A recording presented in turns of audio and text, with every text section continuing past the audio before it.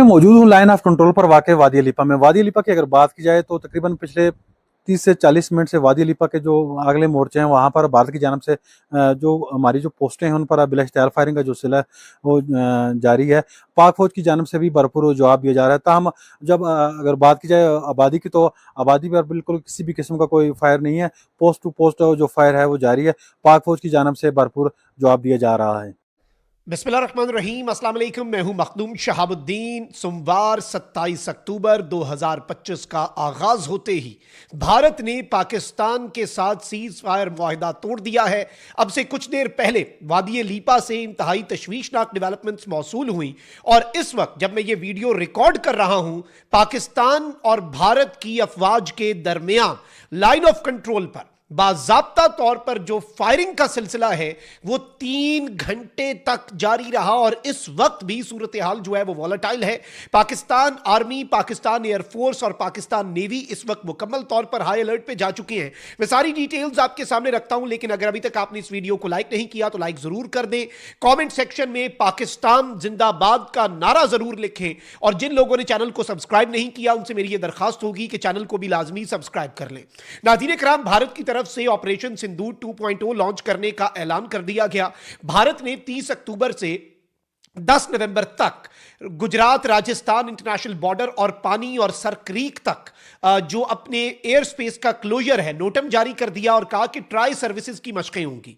अब नाज़रीन इकराम, पाकिस्तान जो है उसने 27, 28 और 29 ये वो डेट्स हैं जिन्हें पाकिस्तान ने रिजर्व कर लिया। पाकिस्तान ने भी नोटम जारी कर दिया। इस वक्त पाकिस्तान का अफगान बॉर्डर की अगर हम बात करें तो वहां पर हमारी फोर्सेज अभी भी as of I speak Afghanistan वाली साइड से होने वाले इन्फिल्ट्रेशन अटेम्प्ट्स जो हैं उनके खिलाफ वहां पर अपनी जानें दे रही हैं। हमने आज ही कार्रवाई की और अब भारत जो है वो भी अपनी आई पर आ गया है और बाज़ाब्ता तौर पर भारत की तरफ से बगैर किसी वजह के सीज फायर मुआहिदा तोड़ दिया गया है। इस हवाले से पाकिस्तान के आला तरीन सिक्योरिटी जराए से भी हमारी बात हुई है। ऑन ग्राउंड सूरत हाल क्या है, जो जर्नलिस्ट हैं वो वहां पर क्या रिपोर्ट कर रहे हैं। स्पेसिफिकली जो मैंने आगाज में आपके सामने क्लिप चलवाया वो वादी लीपा में ऑन ग्राउंड मौजूद एक साफी का है और उन्होंने वहां से जो रिपोर्टिंग की और वहां से जो वो बता रहे थे, ये इनिशियल क्लिप था। इसके बाद जो डिटेल्स आई हैं, पहले मैं आपको ये बता दूं कि सबसे पहले खबर ये आती है कि भारत की जानिब से वादी लीपा के अगले मोर्चों पर फायरिंग की गई।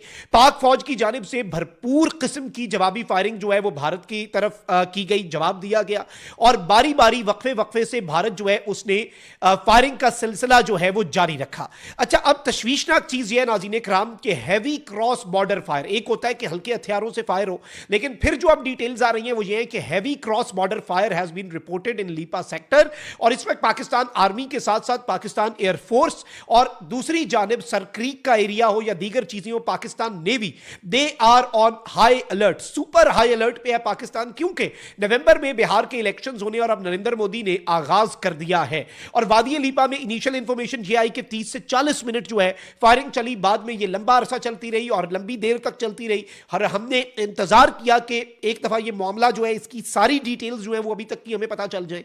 और अब नाज़रीन इकराम ये बताया गया है कि वादी लीपा में कशीदगी जो है वो बढ़ चुकी है और वादी लीपा के अंदर पाकिस्तान की साइड के ऊपर बड़ी तादाद में फायरिंग जो है वो भारत की तरफ से बिला इश्ताल फायरिंग जो है वो की गई और पाक फौज जो है उसने भी भारी हथियारों के साथ भारत को जवाब देने का सिलसिला जो है वो शुरू कर दिया है।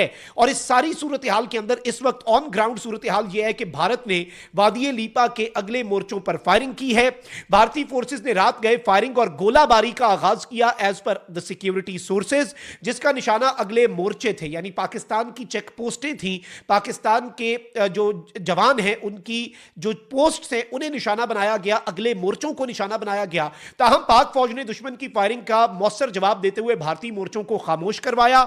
इब्तदाई इत्तलात के मुताबिक फायरिंग के तबादले में किसी जानी नुकसान की इत्तला नहीं मिली पाकिस्तान की साइड पे अल्हम्दुलिल्लाह, और इलाके की आबादी जो है वो अल्हम्दुलिल्लाह अभी तक की डेवलपमेंट्स के मुताबिक मुकम्मल तौर पर महफूज है।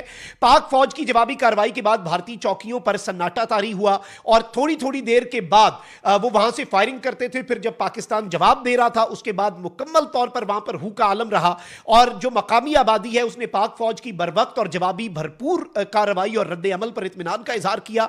और सबसे इंपॉर्टेंट चीज यह है नाज़रीन इकराम के चंद रोज कबल ही अफगानिस्तान की जानिब से भी इसी तर्ज पर सरहदी इलाके में फायरिंग की गई थी, ताहम उसका भी जो बरवक्त और मौसर जवाब देकर पाकिस्तान ने उनको उनकी औकात याद दिला दी। और इस वक्त भारत चाहे टू फ्रंट वॉर हम पर मुसल्लत करना चाहिए, और यह इकदाम क्यों हो रहा है? एक जानिब दोहा के बाद जो इस्तांबुल में होने वाले पाकिस्तान और तालिबानी रिजीम के मुज़ाकरात हैं वो अपनी जगह पर रुक चुके हैं, उनके हवाले से मैं अलग व्लॉग में भी सारी डिटेल्स बताऊंगा। और उसमें बेसिकली डेडलॉक आ चुका है क्योंकि तालिबानी रिजीम दहशतगर्दी रोकने के हवाले से गारंटी देने को तैयार नहीं है, और बदले में वो कह रहे हैं कि भाई हमें तस्लीम करो, हमें पैसे दो, एड चाहिए हमें बस, और बस फिर हम करते हैं, फिर हम सोचते हैं, लेकिन फिर भी हम दहशतगर्दी खत्म करने की बात नहीं करेंगे। लेकिन जिस लम्हे मुज़ाकरात हो रहे थे उसी लम्हे पाक अफगान बॉर्डर जो है वहां से इंटरनेशनल बॉर्डर से इन्फिल्ट्रेशन अटेम्प्ट होता है। 5 हमारे जवानों ने जामे शहादत नोश किया, 25 खारजी जो हैं उन्हें वासिले जहन्नुम किया, जिनमें 4 खुदकुश बमबार भी थे अफगानी। यानी वहां से भारत ने यह कार्रवाई डलवाई, और इधर से ये एलीपा सेक्टर के अंदर अगले मोर्चों के ऊपर भारत ने जो फायरिंग शुरू की है, this is a clear indication कि हम जिन कंसर्न्स का इजहार कर रहे थे वो तमाम तर कंसर्न्स दुरुस्त थे।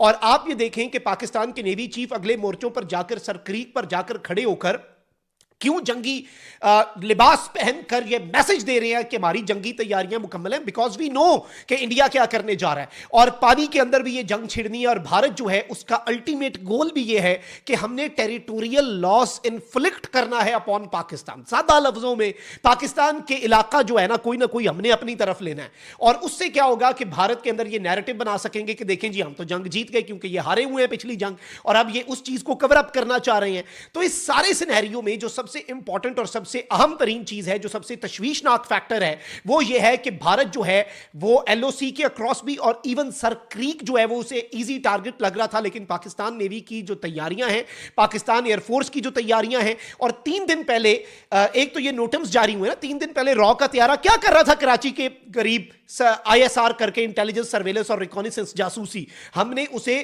खामोश करवाया, उसके सिस्टम को जाम किया, और वो दुम दबाकर भागा, अपना पाथ जो है फ्लाइट पाथ छोड़कर भागा, जहां पर लैंड होना था उसके बजाय दूसरी नुक्कर में जाकर इंडिया की लैंड हुआ। तो इस वक्त भारत जो है वो बाज़ाब्ता तौर पर एक टू फ्रंट वॉर जो है वो पाकिस्तान के खिलाफ मुसल्लत करने का जो मंसूबा है उसे अमली जामा पहना चुका है। एंड मार्क माई वर्ड्स, ये टू फ्रंट वॉर शुरू नहीं होनी बल्कि शुरू हो चुकी है।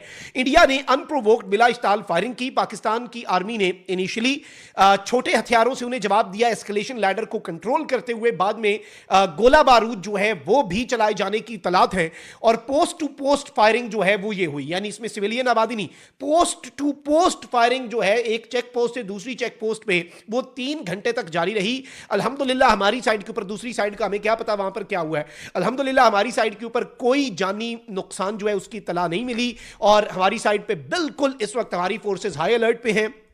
पाकिस्तान एयरफोर्स आज रात जागी रहेगी क्योंकि भारत इसी तरह की कार्रवाई करके बड़ी वारदात की तैयारी में मसरूफ है, और पाकिस्तान को भारत के जो मजमूम मकासद हैं, जो मजमूम अज़ाइम हैं, वो भी बखूबी मालूम है। और पाकिस्तान इस सारी सूरत हाल के अंदर एक बहुत वाज़े और दो टोक मौक़िफ़ के साथ आगे बढ़ता जा रहा है, और चाहे भारत आता है या अफगानिस्तान, या चाहे दोनों एक साथ आते हैं, तुन के रखा जाएगा। मई 2025 के अंदर भारत को तुन के रखा, अक्टूबर के आगाज में अफगानिस्तान को तुन के रखा, अब दोनों आ जाओ, कर लेते हैं 2-2 हाथ। जंग हम नहीं चाहते, लेकिन शुरू तुम करोगे तो खत्म हम करेंगे। पूरी कौम यूनाइटेड है, पूरी कौम सीसा पिलाई दीवार है, और बुनियानो मरसूस बनकर यह कौम जंग की तैयारी कर चुकी है। अल्लाह निगहबान, पाकिस्तान जिंदाबाद।